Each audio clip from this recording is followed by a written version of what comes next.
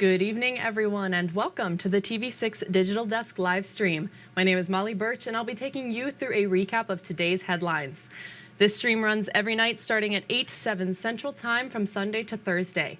Feel free to comment and ask any questions in the chat when you feel like it, and I'll do my best to answer those questions as we go and after the stream as well. With all of that business out of the way, let's take a look at our first story for tonight. Today was the benefit dinner for Gwinn native David Freeman. The money raised from this benefit went directly to Freeman's battle against cancer. There was also a bake sale, a raffle, a can drive, and discounted alcohol.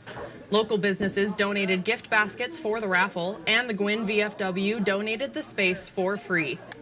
I just want to say, honestly, thank you from behalf of my brother and my side of my family. Thank you for the support and everything you guys have donated and what you guys have done. And even if you weren't able to contribute, just thank you for keeping them in your thoughts and your prayers.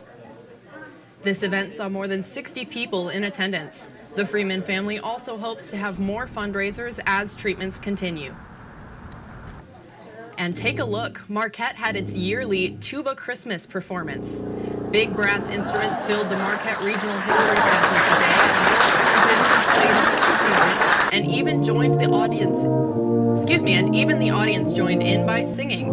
This was the 15th year of the TubaChristmas performance, and organizers say more than 200 people were in attendance. Look at all the people that are here to watch our concert today. Who'd have thought that everybody would come out just to see tubas playing Christmas carols? But it's a great tradition that we have in Marquette, and it's just wonderful for us to do it. We love to do it, so the more the merrier. After this performance, the band went to a local nursing home to do a private show for the elderly who couldn't make it. And today in Marquette marked the last day of the TV6 Christmas show. Vendors arrived early. Oops, looks like my videos are in the wrong order. Excuse me on that. Let's skip over to our next story really quick. Thank you for bearing with me with that technical difficulty there. But a Menominee County cafe brought big Christmas spirit for a charity event today. TV6's Michael Sobek shows us how the Wilson Creek Cafe brings its community together for a good cause. The Wilson Creek Cafe brought its local community together to support those in need. The cafe had gifts, jams, food, and Santa Claus for the kids. Donations for food pantries and homeless shelters were accepted and put under the tree of warmth and giving. Owner of the Wilson Creek Cafe, Chad Sider, says this is a way of providing for his community. Like to me and my family, we don't really view this as doing anything special. Not the fundraiser part of it. That's just something I think you should do every day. You know, holding doors, helping people. You know, just being a good community member. Members of the community donated clothes for people of all ages and food to go to the Seventh-day Adventist food pantry in Escanaba. Sider's mother says Wilson Creek Cafe is all about an inclusive environment. It just shows that there's generosity and there's goodness out there. You know, we live in a world that's pretty negative, and you know, you hear horror stories of people don't help people and stuff like that. It's just kind of a gathering place where you're just a person. This farm-to-table cafe also brought Santa as a special guest for the first time this year. Kids could drink hot cocoa, meet Mr. and Mrs. Claus, as well as enjoy a sleigh ride through the area.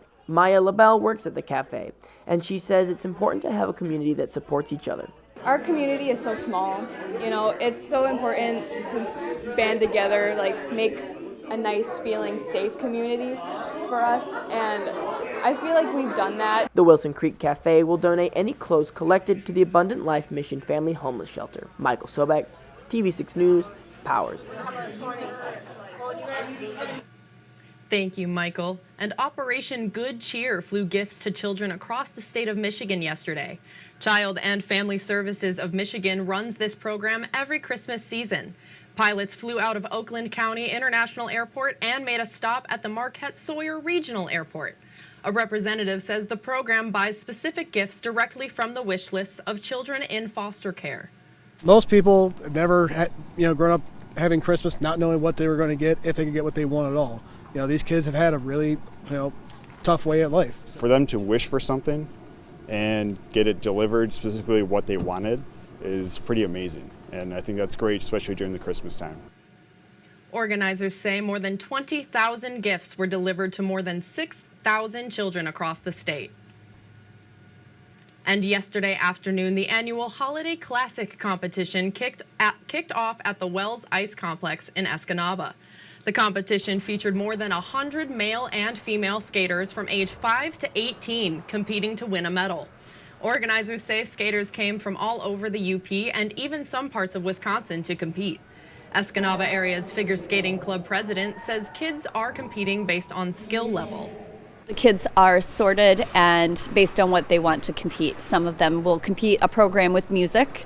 Some kids will skate just the elements like spins, jumps, different move patterns on the ice. They can compete multiple times based on what they want to do. A former skater, Mary Vandermissen, who passed away in 2020.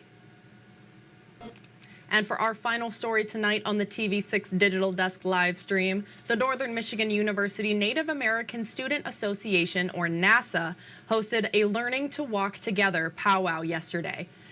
The event was co-hosted by Sault Ste. Marie Tribe of Chippewa Indians. The powwow was held in the Northern Center Grand Ballroom. There was also a cultural traditional feast.